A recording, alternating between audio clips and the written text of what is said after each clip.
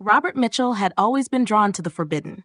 While his friends spent evenings watching television or going to bars, Robert haunted dusty bookshops and old libraries, searching for texts that most people would consider dangerous nonsense. His apartment was filled with ancient grimoires, books on necromancy, and journals documenting rituals from long-dead civilizations. His wife, Sarah, often complained about the smell of sulfur and strange herbs that seemed to cling to everything he touched. "This obsession isn't healthy, Robert," she would say, watching him scribble notes in the margins of yet another occult manuscript. "Our daughter Emma asks why Daddy is always reading scary books." But Robert couldn't stop. He believed that somewhere in these forbidden texts lay the key to true power, power over death itself. On a cold October evening, Robert discovered something extraordinary in the basement archives of the university library. Hidden behind a row of forgotten theology books was a slim volume bound in what looked like human leather. The cover bore no title, only strange symbols that seemed to shift when he wasn't looking directly at them. The book was written in multiple languages: Latin, Hebrew, and scripts he didn't recognize. But somehow, Robert found he could understand every word. The text described rituals to contact beings from realms beyond human understanding, entities that could grant power to those brave enough to pay their price. One ritual caught his attention immediately: the summoning of Malphas, the eternal shadow. According to the text, Malphas was a dark god who ruled over death and time. He could grant immortality to mortals who proved themselves worthy of his favor. Robert's hands trembled as he read the instructions. The ritual required specific components: grave dirt from 7 different cemeteries, black candles made from the fat of executed criminals, chalk blessed by a dying priest, and the blood of the summoner. Most importantly, it had to be performed during the dark of the moon in a place where death had claimed many souls. "This is it," Robert whispered to himself in the empty library. "This is how I'll live forever." For 3 weeks, Robert gathered the required materials. He told Sarah he was working on a research project, which wasn't entirely a lie. She seemed relieved that his studies had become more academic, unaware that he was secretly dealing with demons. Robert visited cemeteries across the city, collecting dirt from graves dating back centuries. He found a practitioner of the dark arts in the city's underground who sold him the black candles for an obscene amount of money. The blessed chalk came from a dying priest who had lost his faith and turned to darker pursuits in his final days. During this time, Robert's father, Harold, came to stay with them. The old man was 78 and suffering from advanced dementia. Most days, he didn't recognize his son or daughter-in-law. He would sit in his chair, staring at nothing, occasionally mumbling about people who had died decades ago. "He's getting worse," Sarah said one evening as they watched Harold try to eat soup with a fork. "Maybe we should look into a care facility." "No," Robert said quickly. "He's family. We'll take care of him here." He and his wife took care of Harold. It was difficult, but Robert didn't give up on his new mission to perform the ritual and gain immortality. On the night of the new moon, Robert drove to Greenlawn Cemetery, the oldest burial ground in the city. He waited until well past midnight, when even the most dedicated mourners had gone home. In the center of the cemetery, surrounded by headstones dating back to the 1800s, Robert began the ritual. He drew a large circle with the blessed chalk, placing the black candles at specific points around the perimeter. He scattered the grave dirt in intricate patterns and began to chant in the ancient language the book had taught him. The temperature dropped suddenly. The candle flames, which had been burning steadily, began to flicker wildly. Mist rose from the ground, swirling within the chalk circle. Then he appeared. Malphas was not the horned demon Robert had expected. Instead, he took the form of a tall, elegant man in a black suit that seemed to absorb light. His skin was pale as moonlight, and his eyes were pools of absolute darkness, not black but empty, as if they contained the void between stars. "You have called, and I have answered," Malphas said. His voice was smooth and cultured, like that of a university professor. "Tell me, mortal, what do you desire?" Robert's prepared speech abandoned him. Face to face with this entity, he could barely speak. "I want to live forever," he said. Malphas smiled, revealing teeth that were too white and too sharp. Immortality, the dream of every human who has ever drawn breath. It can be yours, Robert Mitchell. You know my name? I know many things. I know you have a wife named Sarah who worries about your studies. I know you have a 7-year-old daughter named Emma who draws pictures of angels. I know your father Harold sits in your living room, lost in the fog of his failing mind. Robert shivered. That's amazing. I'm so glad you showed up. Please fulfill my wish and grant me immortality. I will, Robert. I will, Malphas said. But it comes with a price. Robert gulped. What do you want in return? He asked. The price is simple, Malphas said, circling the edge of the chalk barrier. To gain immortality, you must prove that you have moved beyond human weakness. You must take the life of someone you love. Robert's blood turned to ice. What? Love is humanity's greatest weakness. It makes you soft, predictable, vulnerable. To become immortal, you must cut those ties. Kill someone you love, and your soul will become dark enough to sustain eternal life. I can't do that, Robert whispered. Then you will remain mortal, Malphas said with a shrug. Age will claim you, disease will ravage your body, and death will take you as it takes all humans. Wait, Robert called as the entity began to fade. Can I have time to think? Malphas paused. You have 7 days, no more, no less. After that, the offer expires and you will never have another chance. With that, he vanished, leaving Robert alone in the cemetery with only the smell of brimstone and the weight of an impossible choice. Robert spent the next 6 days in agony. He couldn't eat, could barely sleep, and jumped at every sound. Sarah noticed his distress, but attributed it to work stress. Maybe you should take a break from your research, she suggested. Spend some time with Emma. She misses her daddy. But Robert couldn't focus on anything except Malphas's demand. Kill someone he loved. The phrase echoed in his mind constantly. He considered his options with the cold calculation of a man slowly losing his sanity. Sarah was young and healthy, with potentially decades of life ahead of her. Emma was just a child. The thought of harming her made him physically sick. But his father, Harold, was dying already. The dementia was getting worse every day. Sometimes he didn't eat for hours because he forgot how. He had no quality of life, no awareness of his surroundings most of the time. In a twisted way, killing him might even be merciful. On the 7th night, Robert made his choice. He waited until Sarah and Emma were asleep, then went to his father's room. The old man was sitting up in bed, staring at the wall with vacant eyes. Dad? Robert whispered. Harold turned to look at him, and for a moment his eyes cleared. Robert? Is that you, son? Tears streamed down Robert's face as he pulled out the small vial of poison he had prepared. I'm sorry, Dad. I'm so sorry. He mixed the poison into Harold's evening medication. The old man took it without question, trusting his son completely. I love you, Dad, Robert said, holding his father's hand as the poison took effect. Harold smiled, a genuine, lucid smile. I love you too, son. Take care of your family. Those were his last words.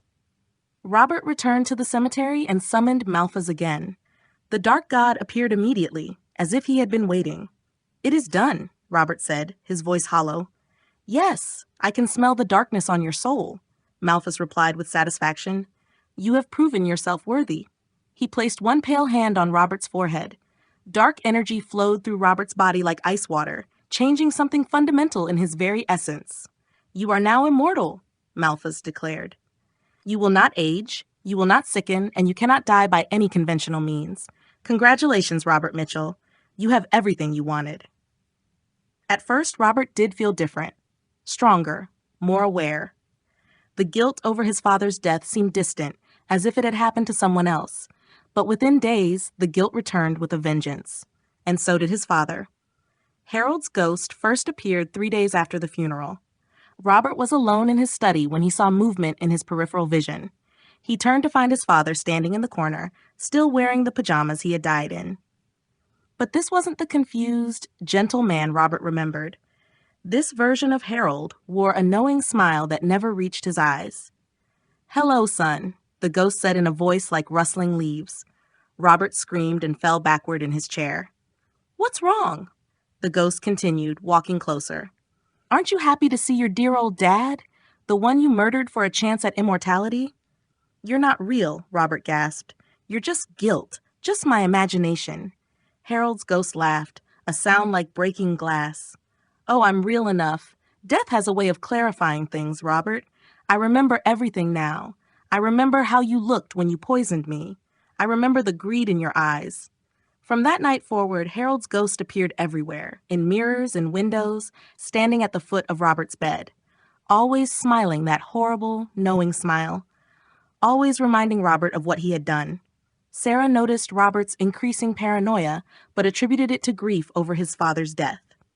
She tried to comfort him, but Robert couldn't bear to be touched by someone who still possessed innocence. After 2 weeks of constant haunting, Robert couldn't take it anymore. He summoned Malphas in his basement, using a simplified version of the original ritual. "I am seeing my father's ghost. Make it stop," Robert begged. "Make him go away." "Your father's spirit clings to this realm because of the manner of his death," Malphas explained. "But there is a solution." "What?" Robert asked. "Kill again," Malphas said. "The spiritual energy from a fresh death will mask the resonance of the first. Your father's ghost will be unable to manifest." "Can I kill anyone?" Robert asked. "Anyone at all. A stranger would be ideal. Less emotional attachment to complicate matters." That night, Robert walked through the city's worst neighborhood until he found a homeless man sleeping in an alley. The man was thin and dirty, probably in his 50s, with the hollow look of someone who had given up on life long ago. Robert told himself he was being merciful as he plunged the knife into the man's chest. The homeless man died quickly, with only a small gasp of surprise. And Malphas was right. Harold's ghost disappeared. For exactly 1 day, Robert felt peace. Then the horror began again, but in a way he hadn't expected. Sarah began acting strangely. She would stare at nothing for long periods, occasionally speaking in a voice that wasn't hers, a man's voice, elderly and accusatory. "You killed me, son," she said during dinner one evening. Her eyes rolled back so only the whites showed. "You poisoned your own father." Emma, meanwhile, began having violent nightmares. She would scream in her sleep and speak in a gravelly voice that belonged to no 7-year-old girl. "He stabbed me in the dark," Emma said one morning at breakfast, her young voice mixed with the tones of an old man. "Left me to die in the cold." Robert realized with growing horror that the spirits hadn't been banished. They had simply found new hosts. Desperate to save his family, Robert attempted an exorcism using rituals from his occult books. He drew protective circles around Sarah and Emma, burned sage and sulfur, and chanted in languages he barely understood. During the ritual, both spirits spoke through their hosts simultaneously. "I am Harold Mitchell," said Sarah's voice, though her mouth didn't move properly. "Your father, whom you murdered for power." "I am Thomas Walsh," said Emma's childish voice, now rough and bitter. "The homeless man you killed to silence your guilt." "Please," Robert begged, "leave them alone. I'm the one you want." "We cannot touch you," Harold's spirit replied through Sarah. "Your dark master protects you, but your family, they are innocent. They shine like beacons to spirits like us." Robert tried everything: holy water, religious artifacts, protective charms. Nothing worked. The possessions grew stronger each day. Robert woke up on a Tuesday morning to find the house silent. Too silent. He found Sarah in the bathtub, fully clothed, her lifeless eyes staring at the ceiling. She had drowned herself during the night. On the bathroom mirror, written in what looked like her own blood, were the words, "This is what guilt looks like." Emma was on the roof of their 3-story house. She had climbed out her bedroom window and jumped. The note she left behind was written in crayon. "The bad man in my head made me do it. Tell Daddy I'm sorry." Robert held his daughter's broken body and screamed until his voice gave out. But no tears came. The dark magic had burned away his ability to truly grieve. Time became meaningless to Robert. He buried his wife and daughter, sold the house, and began wandering. Decades passed like days. He watched the world change around him, technology advancing, cities rising and falling, but he remained unchanged. He never aged past the 35 he had been when Malphas granted his wish. He never got sick. When he was injured, he healed with supernatural speed. He was exactly what he had wanted to be: immortal, and utterly alone. Robert tried to start new relationships, but the pattern always repeated itself. Anyone he cared about became a target for the spirits of those he had killed. He learned to remain distant, to feel nothing, to live like a ghost himself. By the time the 21st century dawned, Robert had been alive for over 60 years beyond his natural lifespan. He had seen his neighborhood demolished and rebuilt twice. His high school classmates were all dead. The world had moved on without him. On a cold winter night, almost exactly 70 years after his first meeting with Malphas, Robert returned to Greenlawn Cemetery. Many of the old headstones had been replaced or worn smooth by weather, but the ground still held the same dark energy. He performed the summoning ritual one last time. Malphas appeared as elegant and ageless as ever, still wearing the same black suit, still smiling with those sharp white teeth.